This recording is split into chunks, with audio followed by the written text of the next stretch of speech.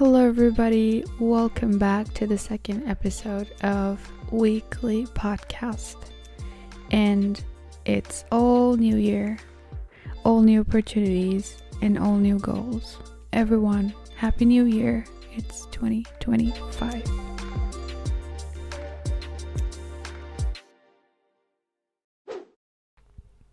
Everybody, it's Sunday, and I want to start by thanking my listeners that has listened and supported my previous episode of the podcast. Thank you so much for your support and love. As you can tell by the title, that today's episode is all gonna be about New Year's resolution and how to keep yourself motivated for the rest of the year. Well, as we all have been there, done that once a new year is here and everyone starts getting motivated that I'm gonna do this, I'm gonna do that. But the point is how to keep yourself motivated, right? These are like few things that can be counted, that are just baby steps, but can be counted into a really big thing at the end of the year, that you don't have to do everything all at once, but just gradually how much you put, how much you give, how much you work. It doesn't have to be 100% in a day. It's just like 1% in a day, and at the end of the year it gets like 100% right. A few of the basic things which is really, really important is make sure you stay hydrated every day. You're supposed to drink around 8 glass water or 1 liter. And make sure you make your bed every day, because it feels good coming back to your bed at the end of the day and sleeping in. You see your bed all clean, nice, make, and like it feels nice to sleep in. And the third is sleeping schedule.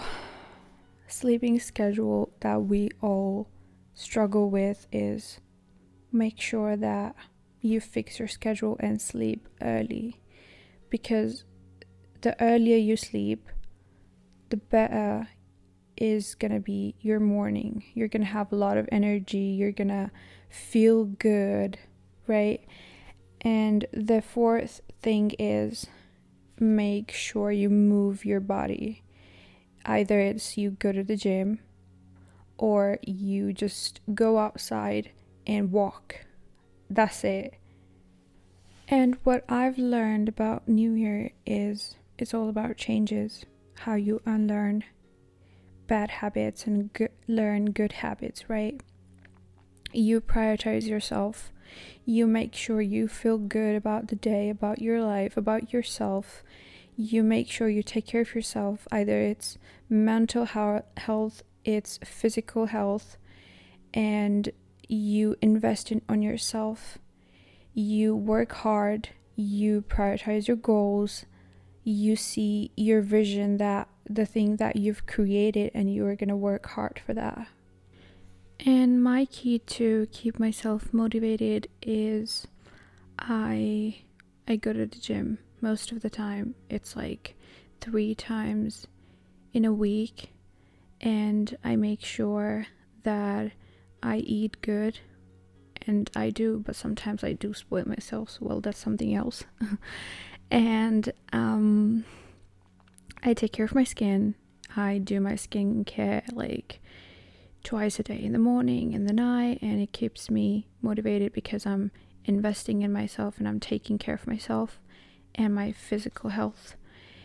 And for my mental health, I do yoga, I meditate, and I write journal, like, because writing journal has helped me a lot through my hard times, because I remember in school, or like I think it was after school, that that's when I started struggling having friends, and that's when I started writing journals, and that was my only best friend that I could say what I could think of.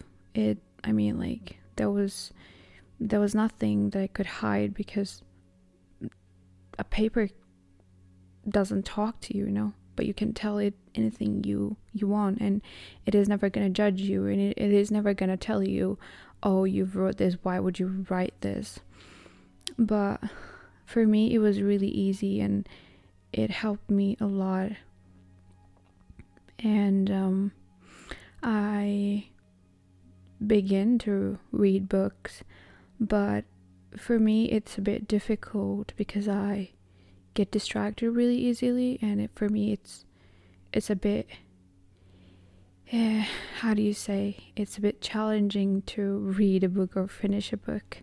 I love reading book, but for me it's a bit difficult to stay focused, and because I have to read again and again, and for me to understand I have to repeat the whole sentence or the whole page in order to understand.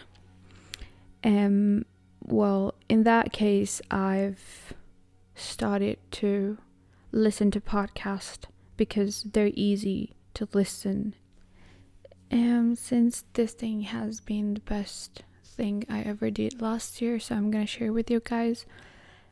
It was last year around,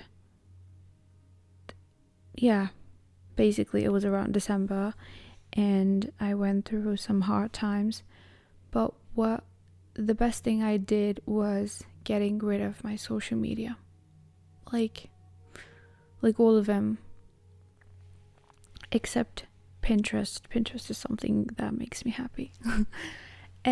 Well, what I mean from social media is like I never had Facebook, but like Instagram and like Twitter and like TikToks or those kind of things that kind of give me anxiety. I don't know why, but last year I got rid of it, and that was the best thing I ever did for myself, because it gave me a lot of time to spend on myself, on my physical and mental health.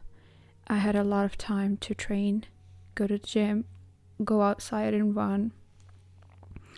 I had a lot of time to watch movies and like spend time with myself and write journals and listen to podcasts and take a bath, a longer bath, and just, like those kind of bubbly bath where you sit down and you're like, oh, life is good. I really miss those moments, but that was the best thing I ever did for myself.